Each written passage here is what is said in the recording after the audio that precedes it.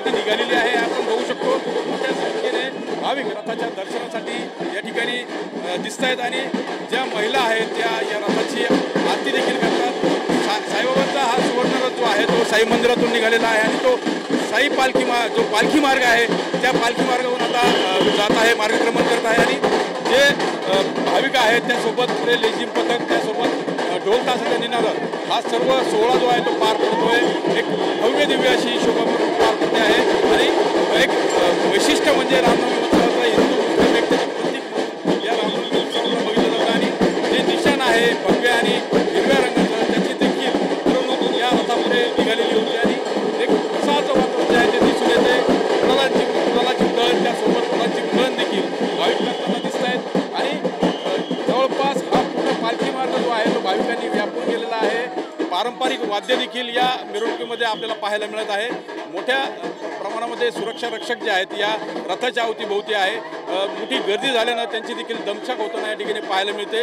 एकंदरीत जर बघितलं तर यावेळेचा रामनवमी उत्सव जो आहे तो एक आगळा वेगळा ठरतोय, कारण साईबाबा संस्थांना देखील भाविकांच्या स्वागतासाठी पायी पालखीमध्ये येणाऱ्या भाविकांसाठी देखील उपाययोजना ज्या आहेत त्या केल्या होत्या आणि त्याच अनुषंगाने ही गर्दी जी आहे ती दिसून येते। साधारणतः 2 लाखाहून अधिक भाविक आज दिवसभरात दर्शन घेऊन बाहेर पडलेले आहेत। तर त्यासोबत आज रात्रभर साई मंदिर खुलं असल्यामुळं रात्री देखील दर्शन सुरू असणार आहे। आता हा जो सुवर्ण रथ आहे तो आता मार्गक्रमण करतोय, तो साई मंदिरात पोहोचल्यानंतर दुपारती पार पडेल आणि त्यानंतर संध्याकाळची जी शेजारती आहे ती देखील पार पडणार आहे।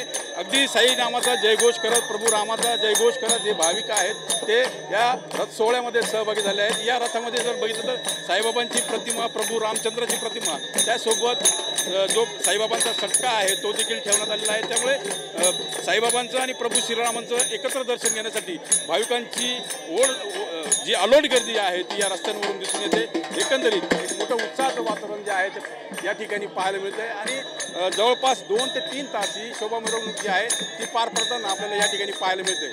कॅमेरा पर्सन हर्षल निकमसह मी मनोज गाडेकर, TV9 मराठी, शिर्डी, अहिल्यानगर।